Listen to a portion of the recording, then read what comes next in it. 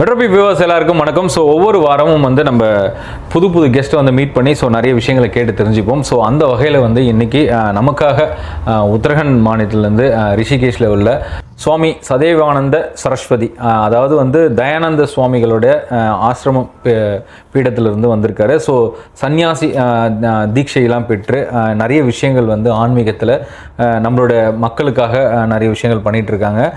Meditation சம்மந்தமாகவும் நிறைய விஷயங்கள் வந்து அவங்க ஆன்லைன் மூலயமாக நிறைய விஷயங்கள் பண்ணிகிட்ருக்காங்க. ஐயா வணக்கம்.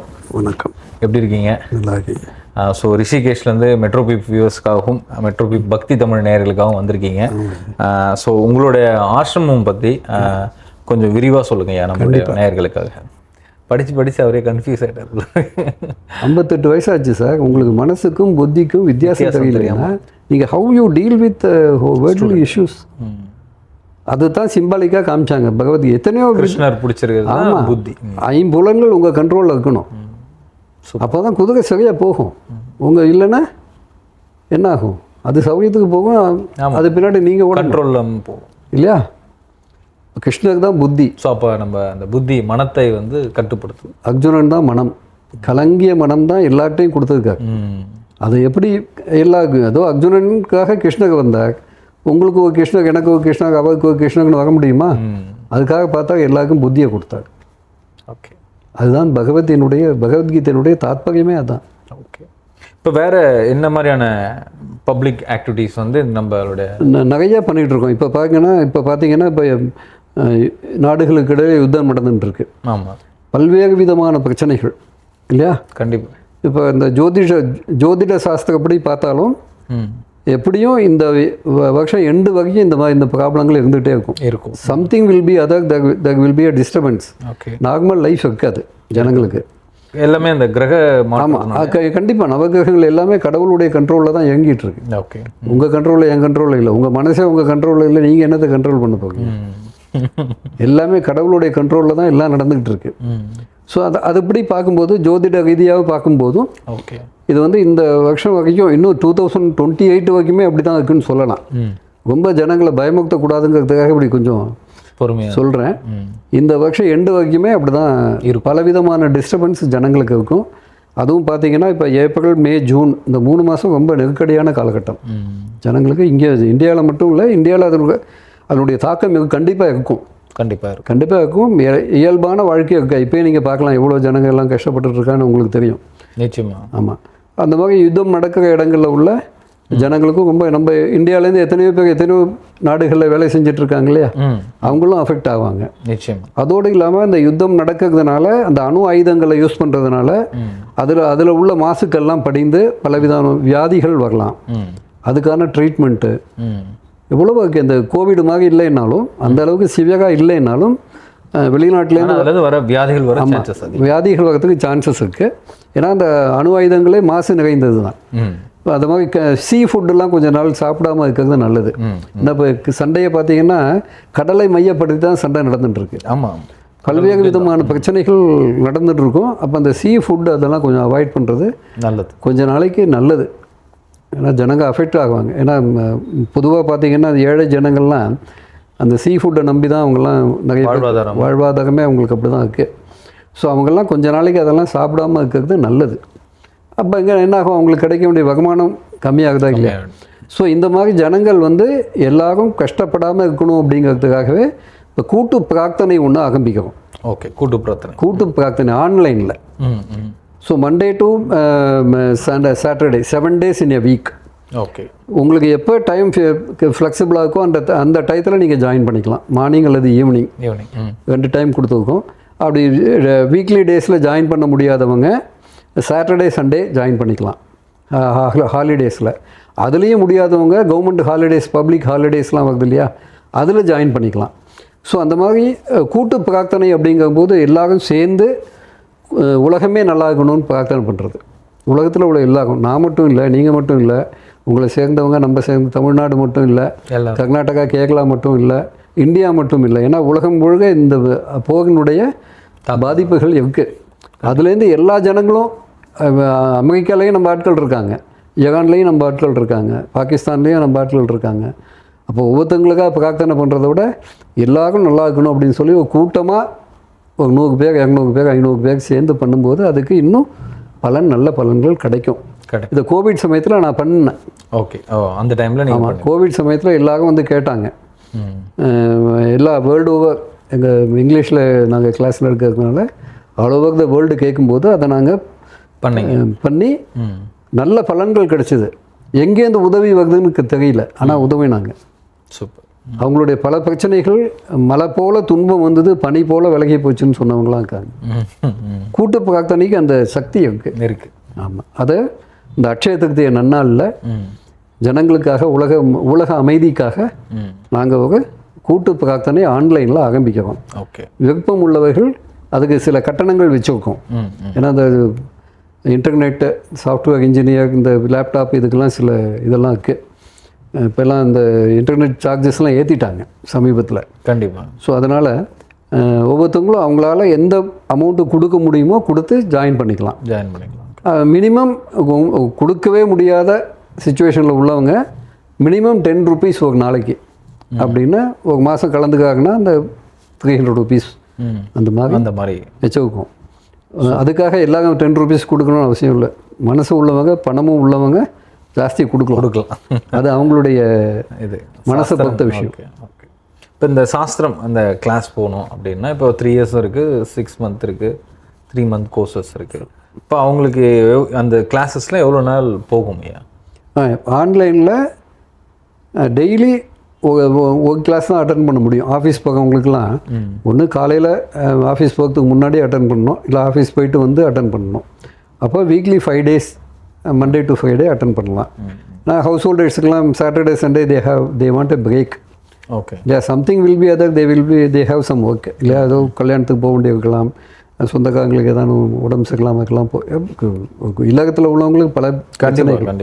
ஸோ அதனால் நாங்கள் என்ன பண்ணுறது, டெய்லி அட்லீஸ்ட் 1 கிளாஸ் இந்த மார்னிங் ஐதர் இந்த ஈவினிங். ஸோ கார்பரேட்டில் உள்ளவங்களாம் நிறையா இந்த மெடிடேஷன் இதெல்லாம் பண்ணி நல்ல ரிசல்ட் வந்திருக்கு. நான் ஸ்ட்ரெஸ்ஸில் இருக்காங்க, எல்லாருமே ஸ்ட்ரெஸ் தான் இப்போ சொல்கிறாங்க.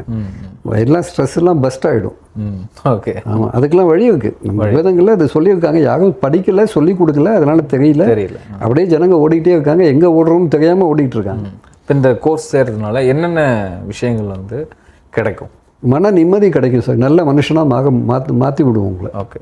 ஓகே. அதுக்கான வந்து ஒரு அஸ்திவாரம், நல்ல மனிதனை வேணும் சார். நீங்கள் என்ன படிச்சிங்க அப்படிங்கிறது இது யாரும் கேட்கறது இல்லை.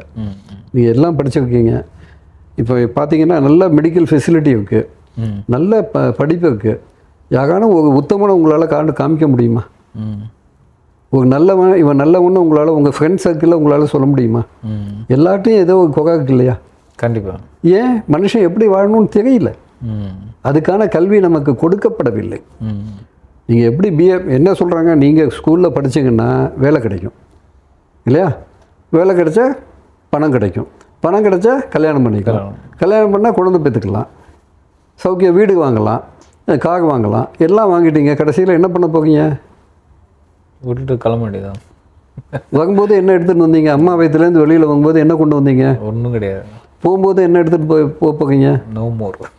இப்போ நீங்கள் என்ன எடுத்துகிட்டு போக முடியும்? இங்கேருந்து நீங்கள் என்ன எடுத்துகிட்டு போக முடியும்? ஒன்றும் கிடையாது. பாவ புண்ணியம் தான் எடுத்துகிட்டு போக முடியும். பாவ புண்ணியம் அதுதான் நீங்கள் எடுத்துகிட்டு போக முடியும். இப்போ பேங்க்கில் நீங்கள் பணம் வச்சுருக்கீங்க சார், இல்லை உங்கள் வீட்டில் பணம் வச்சுருக்கீங்க, பணம் காணா போகிறதுக்கு சான்ஸ் இருக்கா இல்லையா? பேங்க்கில் பணம் போட்டாலும் சைபர் கிரைம் தான், இல்லைன்னா டிஜிட்டல் அரெஸ்ட்டுன்னு இப்போ புதுசாக ஒன்று வந்திருக்கு இல்லையா? இப்போது பணம் உள்ளவங்க நீங்கள் என்ன பண்ணலாம், ஏழைகளுக்கு உதவலாம். இப்போ பாருங்க எவ்வளோ ஜனங்க கஷ்டப்பட்டுட்டு இருக்காங்க. இப்போயே இந்த யுத்தத்தினாலேயே எத்தனை பிரச்சனைகள் வந்துட்டுருக்கு. உங்கள் வீட்டு பக்கத்துலேயே 4 பேர் கஷ்டப்படுறவங்க இருக்கலாம், அவங்களுக்கு கொடுக்கலாமே. யாரோ டிஜிட்டல் ஸ்கேம்லேயும் சைபர் கிரைம்லேயும் உங்கள் பணத்தை அடைச்சிட்டு போகிறதுக்கு நீங்கள் 2 கிலோ தங்கம் இப்போ வீட்டில் வச்சுருந்தீங்கன்னா நிம்மதியாக தூங்க முடியுமா இப்போ உள்ள விலைக்கு? அது இருந்தால் நான் எங்கே இருக்கேன் அப்படின்னு சொல்கிறேன். உங்களுக்கு இல்லாத பிரச்சனை, தங்கம் வச்சுட்டு இருக்கவனுக்கு தூக்கம் வருமா? தூக்கம் இருக்காது. அந்த பணத்தை இப்போ உங்கள் பணத்தையோ தங்கத்தையோ உங்கள் வீடையோ இல்லை உங்கள் மோட்டார் சைக்கிளையோ 2 வீலரையோ 4 வீலரையோ நீங்கள் போகும்போது எடுத்துகிட்டு போக முடியுமா? இல்லை, முடியாது. எதை இங்கேருந்து இந்த உலகத்தில் நீங்கள் எடுத்துகிட்டு போகிறீங்க? உங்கள் வாழ்க்கையினுடைய நோக்கம் என்ன? நீங்கள் இன்ஜினியராக போங்க சார், சந்தோஷம். டாக்டராக போங்க, லாயராக போங்க, சாஃப்ட்வேர் கம்பெனியில் பெரிய 4-5 கம்பெனி ஆரம்பிங்க. எவ்வளோ தான் நீங்கள் சம்பாதிச்சாலும் எவ்வளோ சாப்பிட முடியும் நீங்கள்? பயிர் நிறைய அளவு சாப்பிடும். அவ்வளோதான். போதுமென்ற மனமே பொன் செய்யும் மருந்து. அப்போ இங்கே நீங்கள் என்ன பண்ணணும்? இந்த உலகமே ஜெயிப்பதெல்லாம் இறைவன் நான் சொன்னேன். உலகத்தில் உள்ள எல்லாருக்கும் உங்கள்கிட்ட என்ன இருக்கோ அதை கொடுத்தீங்கன்னா அவங்களும் சந்தோஷமாக இருப்பாங்க இல்லையா? நிச்சயமாக. இப்போது நீங்கள் என்ன பண்ணுறீங்க? உங்கள் மாங்கொட்டை நட்டு வைக்கிறீங்க சார் இல்லையா? அதுலேருந்து என்ன வரும்? செடி வரும். மாமகம் தானே வரும். வேப்ப மகம் வருமா? வராது. உங்கள் வேப்பங்கொட்டையை நட்டு வச்சிங்கன்னா அதில் மாமகம் வருமா? வராது. நீங்கள் என்ன உலகத்துக்கு நீங்கள் என்ன கொடுக்குறீங்களோ அதான் உங்களுக்கு திரும்ப வரும். அதில் என்ன பியூட்டின்னா, நீங்கள் ஒரு மாங்கொட்டையை நட்டு வச்சிங்கன்னா அதுலேருந்து எத்தனை மாங்காய் வருது? ஒன்றே வருதா? இல்லை, நிறைய வருது. வேப்பங்கொட்டை நட்டு வச்சிங்கன்னா ஒரு மரத்துலேருந்து எவ்வளோ வேப்பங்காய் வரும்? அப்போது நீங்கள் ஒரு நல்லது பண்ணிங்கன்னா அதை விட பல மடங்கு நல்லது உங்களுக்கு வரும். Okay okay. நீங்கள் கெட்டது பண்ணீங்கன்னா அதை விட பல மடங்கு கெட்டது உங்களுக்கு நடக்கும். உலகம் அப்படி கட்டமைக்கப்படும். நல்லதை விதைக்கணும், ஒரு நல்லது கிடைக்கும். அதுதான் பாவம். புண்ணியம் பண்ணணும், பாவம் பண்ணாத. எது புண்ணியம் எது பாவம்னு முதல்ல தெரியணுமா இல்லையா? கண்டிப்பாக. இப்போ நிறைய பேருக்கு இந்த கருமா, அதனால தான் எனக்கு இப்படி இருக்குது. கண்டிப்பாக அந்த மாதிரிலாம் கண்டிப்பாக அதான் காரணம். நீங்கள் ஏன் அனில் அம்பானி வீட்டில் போய் பார்க்கல சார்? அனில் அம்பானி இருக்காக இல்லையா? ஏன் நீங்கள் அவங்க வீட்டில் பார்க்கல? யார் உங்களை இங்கே தான் கொண்டு வந்து, யாரோ உங்கள் அப்பா அம்மான்னு இருந்ததுனால பிறந்தீங்க, யார் உங்களை இங்கே கொண்டு வந்தா? அவங்க ஏன் அங்கே போனாங்க? புண்ணிய பாவம் தான் சார் வித்தியாசம், வேறு ஒன்றுமே கிடையாது. நீங்கள் செஞ்ச நல்வினை தீவினை தான் எல்லாத்துக்கும் காரணம். ஓகே. மற்றவங்க காரணம் இல்லை. இந்த கோர்ஸில் இப்போ இந்த புண்ணியம் அப்படின்னும் போது கர்மான்னு ஒரு பெரிய விஷயம். கர்மா தான் பாவ புண்ணியம் தான் கர்மான்னு சொல்கிறோம். இதுக்கு என்ன மாதிரியான சொல்யூஷன்ஸ் வந்து உங்களோட? ஆமாம் சார், வேதங்களில் சொல்லப்பட்டிருக்கு. ஓகே, விளக்கமாக சொல்லப்பட்டிருக்கு. அது கிளாஸ் எடுக்கணும்னா நீங்கள் ஒரு நாள் அட்டன் பண்ணுங்கள். கண்டிப்பாக. ஆமாம். ஸோ அதில் எல்லாமே கவர் ஆகிடும். ஓகே ஓகே, சிறப்பு. அதான் சார், நல்ல மனிதனாக ஒருத்தனை மாற்றுவதற்கான வேதம் தான் மாற்ற முடியும். ஏன்னா அது மேனுவல் ஃபார் திஸ் ஜெகத். ஓகே. மனுஷன் எல்லாரையும், நீங்கள் மனிதர்கள் மட்டும் நினைக்காதீங்க. நான் புல்லுலேருந்து ஆரம்பித்தேன். ஆமாம், எல்லாமே கடவுள் சாகிங்க. நீங்கள் உங்களால் இந்த மொபைல் ஃபோனை வேணால் உங்களை க்ரியேட் பண்ண முடியும் சார். உங்களால் ஒரு சின்ன மல்லிகைப்பூ உங்களால் உற்பத்தி பண்ண முடியுமா? முடியாது.